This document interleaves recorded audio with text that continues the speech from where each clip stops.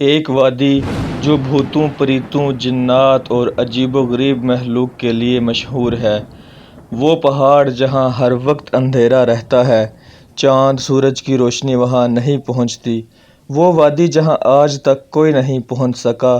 کیا یہ وادی جنوں کی سرزمین ہے یا کسی اور دنیا کا کوئی پراسرار راستہ؟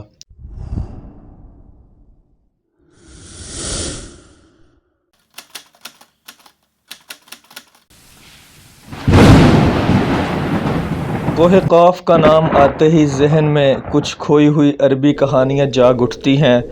وہ کہانیاں جو بادشاہوں کی خوبصورت شہزادیوں سے شروع ہوتی ہیں اور خوفناک قلعوں اور جادوئی جنوں اور پریوں کے قبضے میں جاتی ہیں۔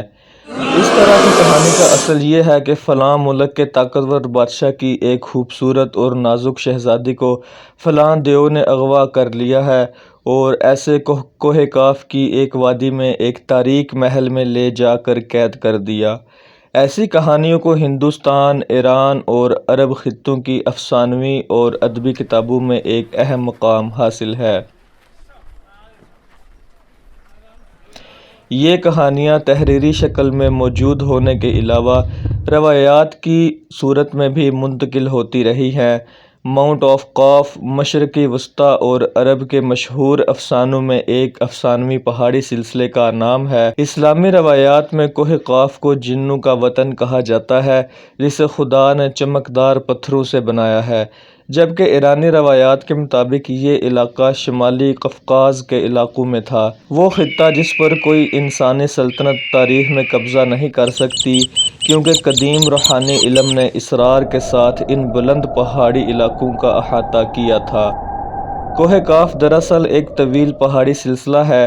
اسے زمین کا سب سے دور دراز مقام کہا جاتا ہے جو کہ زرتشت کی سرزمین اور سمرغ نامی پرندے کی وجہ سے مشہور ہے۔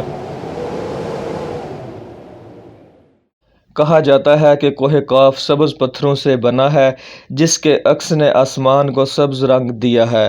کوہ قاف کو جنوں کا شہر بھی کہا جاتا ہے جہاں پر زمانہ قدیم میں جنوں کی نسلیں بہت زیادہ آباد تھیں۔ امام قزوینی نے لکھا ہے کہ کوہ قاف کو کئی حصوں میں تقسیم کیا گیا ہے جس میں 70 زمینیں چاندی کی ہیں، 70 زمینیں سونے کی ہیں اور عربی کتب کے مطابق قاف دنیا کے تمام پہاڑی سلسلوں میں سب سے اونچا ہے جسے اللہ تعالیٰ نے زمین کو سہارا دینے کے لیے بنایا ہے، اور اس کے تمام پہاڑی سلسلے زیر زمین کوہ قاف سے جڑے ہوئے ہیں۔ اس طرح کوہ قاف جو اس زمین کا سب سے بڑا پہاڑ ہے۔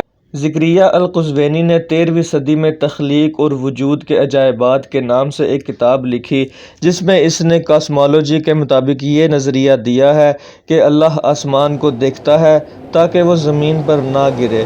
یہ زمین پہاڑوں کی ایک لمبی زنجیر سے گھری ہوئی ہے جس میں کوہ قاف بھی شامل ہے جو ان سلسلوں کو کانٹے کی طرح ایک جگہ پر رکھتا ہے۔ اسی طرح مشہور صوفی بزرگ جلال الدین رومی نے اپنی تحریروں میں کوہ قاف کا ذکر کیا ہے کہ طاقتور بادشاہ ذوالقرنین نے چشمہ حیات کی تلاش میں مشرق کی طرف سفر کیا۔ اس سفر میں آپ کوہ قاف پہنچے۔ جب آپ کوہ قاف پہنچے تو آپ نے دیکھا کہ اسرافیل فرشتہ قیامت کے دن سور پھونکنے کے لیے وہاں منتظر ہے۔ ایک اور روایت کوہ قاف اور اس میں رہنے والی مخلوقات سے متعلق ہے کہ ابن عباس کہتے ہیں کہ رسول اللہ صلی اللہ علیہ وسلم ہمارے پاس اس وقت تشریف لائے جب ہم مسجد نبوی میں حلقہ بنا کر بیٹھے تھے۔ نبی صلی اللہ علیہ وسلم نے ہم سے فرمایا کہ تم کیا کر رہے ہو؟ ہم نے کہا ہم تو سورج کے بارے میں سوچ رہے ہیں کہ یہ کیسے طلوع ہوتا ہے اور کیسے غروب ہوتا ہے۔ آپ صلی اللہ علیہ وسلم نے فرمایا تم نے اچھا کیا کہ تم نے اس تخلیق کے بارے میں سوچا، خالق کے بارے میں نہ سوچو، کیونکہ اللہ تعالیٰ جس کے لیے چاہتا ہے پیدا کرتا ہے۔ آپ کو تعجب ہونا چاہیے کہ کوہ قاف سے آگے 7 سمندر ہیں، ہر سمندر 500 سال کا سفر ہے اور اس سے آگے 7 زمینیں ہیں جس کی روشنی ان کے باسیوں کے لیے چمکتی ہے۔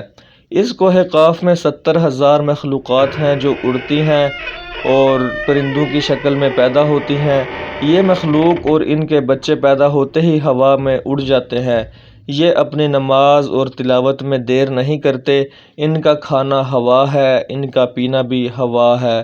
ان کے کپڑے بھی ہوادار ہیں، ان کے برتن بھی ہوا کے ہیں۔ وہ نہیں جانتے کہ اللہ نے حضرت آدم علیہ السلام کو پیدا کیا، اور نہ وہ ابلیس کو جانتے ہیں اور نہ ہی ابلیس کی اولاد کو جانتے ہیں۔ اللہ تعالیٰ نے کوہ کاف کو دنیا بھر میں بنایا ہے۔ یہ تمام دنیا اس پہاڑ کے بیچ میں انگلی میں انگوٹھی کی طرح موجود ہے۔ کوئی انسان وہاں نہیں پہنچ سکتا، کیونکہ وہاں تک پہنچنے کے لیے 4 مہینے کی تاریکی سے گزرنا پڑتا ہے۔ یہ وہ پہاڑ ہے جہاں نہ سورج ہے اور نہ چاند۔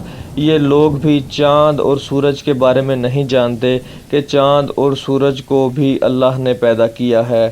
ان تک پہنچنے والی روشنی کوہ قاف کی روشنی ہے، اور وہاں کے لوگ جڑی بوٹیاں کھاتے ہیں۔ صوفیاء کے نزدیک کوہ قاف اس زمین پر حقیقی پہاڑ نہیں ہے، بلکہ کوہ قاف سے مراد وہ پہاڑی سلسلہ ہے جو روحانی دنیا میں واقع ہے، جو کشف کے ذریعے صوفیوں کے مشاہدے میں آتا ہے۔